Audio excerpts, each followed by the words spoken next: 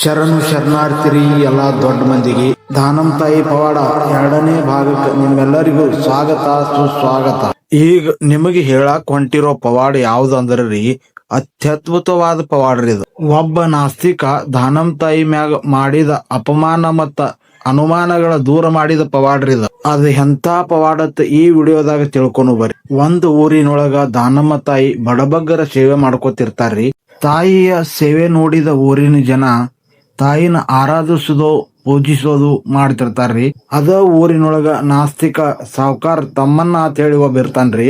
ಅವಂಗ ದಾನಮ್ ತಾಯಿ ಅಂದ್ರ ಒಟ್ಟ ಆಗಿ ಬರ್ತಿರಂಗಿಲ್ರಿ. ಯಾರಾದ್ರೂ ತಾಯಿ ಬಗ್ಗೆ ಹೊಗಳಿದ್ರ ಮತ್ತ ತಾಯಿ ಪವಾಡದ ಬಗ್ಗೆ ಹೇಳಿದ್ರ ಕೆಂಡಾಮಂಡಲವಾಗಿ ಅವ್ರಿಗೆ ಬೇಯ್ತಿದ್ರಿ ತಮ್ಮನ ಸಾವ್ಕಾರ. ಗುಡಿಗಿ ಸುಣ್ಣ ಬಣ್ಣ ಹೊಡಿಬೇಕಂದ್ರ ಮತ್ತ ಜಾತ್ರೆ ಮಾಡ್ಬೇಕಂದ್ರ ನಾನ್ ಬೇಕು, ಹೊಗಳುದಾದ್ರ ದಾನಮ್ಮನ ಹೊಗಳ್ತಾರತ್ತೇಳಿ ಅಸೂಯೆ ಐತ್ರಿ ತಮ್ಮನ ಸಾವ್ಕಾರ್ಗ.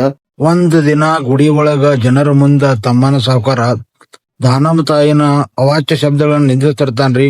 ನಿಮಗೇನೋ ಮಾಟ ಮಂತ್ರ ಮೋಡಿ ಮಾಡ್ಯಾಳ ದಾನಮ್ಮ ಹತ್ತಿರ್ತಾನ್ರಿ. ಅಷ್ಟ್ರಾಗ ಅಲ್ಲಿಗೆ ದಾನಮ್ಮ ತಾಯಿ ಬರ್ತಾಳ ನೋಡ್ರಿ. ಬಾ ದಾನಮ್ಮ ತಾಯಿ ಬಾ, ನೀನೇನ್ ಆದಿಶಕ್ತಿನೋ ಪರಾಶಕ್ತಿನೋ ಏನು ಉದ್ಭವ ಮೂರ್ತಿನೋ ಅತ್ ಕೇಳ್ತಾನ್ರಿ ತಮ್ಮನ ಸಾವ್ಕಾರ. ಆಗ ದಾನಮ್ಮ ತಾಯಿ ನಾನು ನಿಮ್ಮಂಗ ಸಾಮಾನ್ಯಳು ಅತ್ ಹೇಳ್ತಾಳ್ರಿ. ಹಂಗಾದ್ರ ನಿನಗ ಸಿಗು ಮಾನ ಸನ್ಮಾನ ಸತ್ಕಾರ ನನಗ್ಯಾಕ ಸಿಗಲ್ಲ ಅತ್ ಕೇಳ್ತಾನ್ರಿ ತಮ್ಮನ ಸಾವ್ಕಾರ.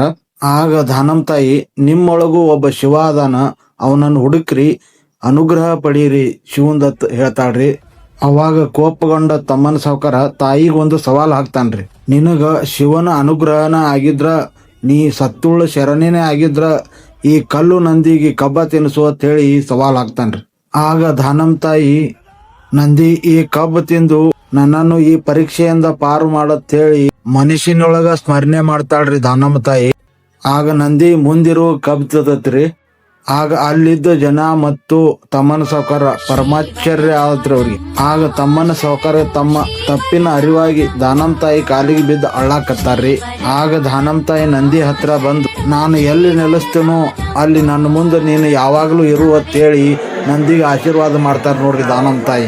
ಅವತ್ತಿನಿಂದ ಇಲ್ಲಿವರೆಗೂ ಎಲ್ಲೇ ದಾನಮ್ಮ ತಾಯಿ ಗುಡಿ ಕಟ್ಟಿದ್ರು ದಾನಮ್ಮ ತಾಯಿ ಗರ್ಭಗುಡಿ ಮುಂದೆ ನಂದಿ ಇರ್ತಾನ ನೋಡ್ರಿ. ಈ ಪವಾಡ ನಿಮಗೆ ಇಷ್ಟ ಆಗಿದ್ರ ಬರೇ ಲೈಕ್ ಅಷ್ಟ ಹೊಡ್ಯಾಕ್ ಹೋಗ್ಬೇಡ್ರಿ, ಫಾಲೋ ಮಾಡ್ರಿ. ಎಲ್ಲಾರ್ಗಿ ಶರಣು ಶರಣಾರ್ಥಿಗಳು.